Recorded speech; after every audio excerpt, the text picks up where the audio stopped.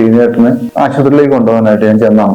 Senior തിരിച്ച് സന്തോഷിച്ചു, എനിക്ക് നടക്കണം എന്ന് പറഞ്ഞു. ഒരു 4 അടി 5 അടി വെച്ചോളൂ സീനിയർ, നമുക്ക് വയ്യ എന്ന് പറഞ്ഞു. ഞാനെടുത്ത് സെസറി കയറ്റിയപ്പോൾ തന്നെ എനിക്കൊരു സംശയം തോന്നി. ശ്വാസം വിളിക്കേണ്ടപ്പോൾ തന്നെ സംശയം തോന്നി. എന്തോ ഒരു ഇതുപോലെ സീനിയറിനുണ്ടല്ലോ. ഇപ്പൊ സീനിയറിന് ഒരു 8-10 പ്രാവശ്യം ഞാൻ ആശുപത്രി കൊണ്ടുപോകും. എന്ത് അസുഖം വന്നാലും ഞാൻ ഉണ്ടാവും, കൂടെ ഉണ്ടാവും. എൻ്റെ ഒരു അപ്പൻ, ചേട്ടൻ, ആരൊക്കെ പറയാൻ പറ്റും, അതേപോലെ ഒരാളായിരുന്നു. സീനിയറും മരിക്കുമെന്ന് ചിന്തിച്ചിട്ടേ ഇല്ല. തിരിച്ചു വരുന്നുള്ള ചിന്താഗതിക്കില്ല. ചേച്ചിയാണ് ഏറ്റവും കൂടുതൽ കഷ്ടപ്പെട്ടത്. ഇതുപോലെ ഒരു ഭാര്യ ലോകത്ത് കിട്ടിട്ടില്ല. ഒരു ഭർത്താവിനാണ് നോക്കിയിരുന്ന എനിക്ക് ഉറപ്പാണ്. സേനേട്ടനാണെങ്കിൽ തന്നെ എനിക്കറിയാം, 4 ദിവസം 5 ദിവസം കഥ എഴുതി അവിടെ ഇരുന്ന് ഞാൻ സേനേട്ടൻ പറയും എനിക്ക് എന്റെ വൈഫിനെ കാണണം. ഏതെങ്കിലും ഒരു സാഹചര്യത്തിൽ, ഏതെങ്കിലും ഒരു സിറ്റുവേഷനിൽ നമുക്ക് ശ്രീനേട്ടനെ രക്ഷിക്കാൻ പറ്റുമായിരുന്നോ? ശ്രീനേട്ടന് ഭയങ്കര അവസ്ഥ മോശമായി പോയത്. ഈ ഹാർട്ട് സ്ട്രോക്ക് എല്ലാം വന്ന കാരണം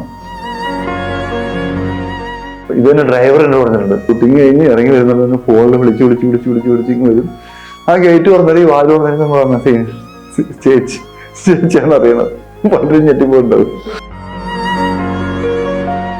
ശരിക്കും സീനിയറിന് തന്നെ പരിചയപ്പെടുന്ന കൃഷി കൊണ്ട് മാത്രമാണ്. ഞാനൊരു കൃഷിക്കാരനായിരുന്നു. 35 വർഷം തരിശായി കിടന്ന പാടങ്ങൾ ഞങ്ങൾ ഏറ്റെടുത്ത് അന്നത്തെ കാലത്ത് 2 ഏക്കർ കൃഷി തുടങ്ങി.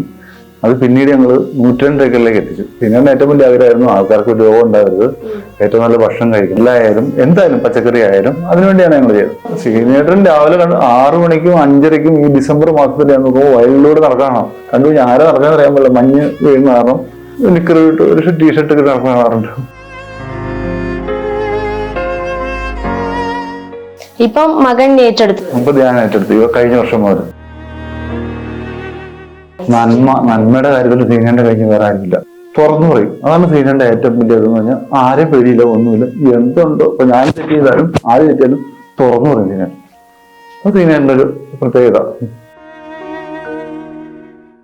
അത്രയും വലിയൊരു നല്ല മനുഷ്യനായിരുന്നു. അതേപോലെ ഒരു മനുഷ്യന്റെ ജീവിതത്തിൽ ആരും ഉണ്ടാവില്ലെന്ന് എനിക്ക് ഉറപ്പാണ്.